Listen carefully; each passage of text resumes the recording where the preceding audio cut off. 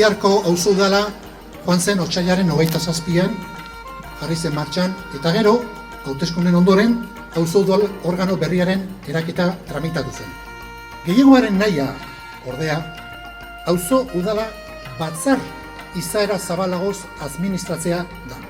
Aipatu talde eragile hori osatzen duten kideak hemen ditugu. Zigor Aizpurua Eizagirre, Amaia Arrizabalaga Badiola, Maitane Beristain Salegi, Aitziber Domingo Rementeria, Arantxa Egaina Aldalur, Maitane Elorza Barbara, Itziar Garate Arrizabalo, Patxi Garate Udabe, Aitor Huergo Zelaia, Ihintza Irizar Beristain, Xavier Laka Egaina, Arantxa Lizarralde Larrañaga, Maider Lopetegi Albizu, Ignacio Manterola Izpiztua, Ainhoa Olleder Ramiano, Maite Salegi Arriola, eta azkenik Jagoba Uranga Aranbarri.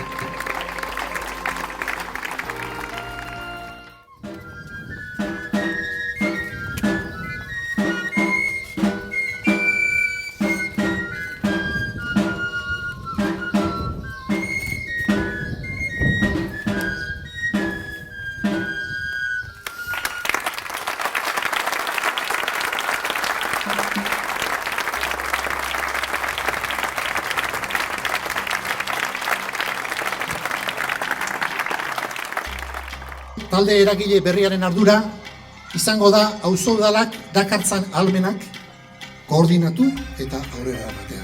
Hemen gaudenok eta Ainhoak osatzen dugu talde eragilea. Kargua kargu, barne hierarkia eta mailari gabe. Bakoitzak alduen heinean. Gu gera 17. Badago nondik hasi eta hazi. Orain artekoa bera ez da gutxi.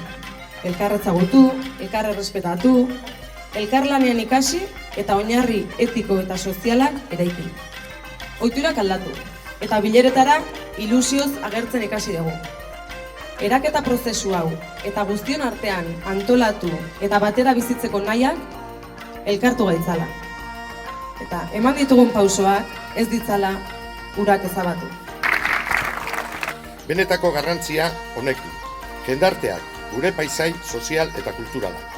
Nola nahi dugu bizi, zer nahi dugu izan, antolaketa eta gauzak egiteko borondatia da importante. Etorkizuneko garapen sozial eta bizikidetza oinarriak eratzera dator auzo udala.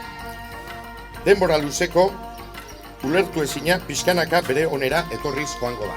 Auzo udala iruditzen zait irtenbide ideala, nik esango nuke kasi magikoa.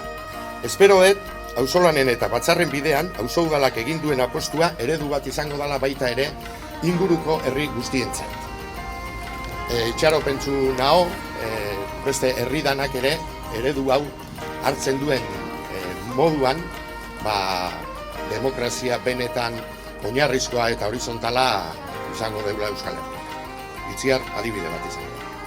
Herri aspaldi hasi zen auzolanean, gehienak emakume zirela taldean, gaur argi geratu da guztien aurrean, elkarlanean eta berdintasunean, zenbat lan egiten den apaltasunean, zenbat lan egiten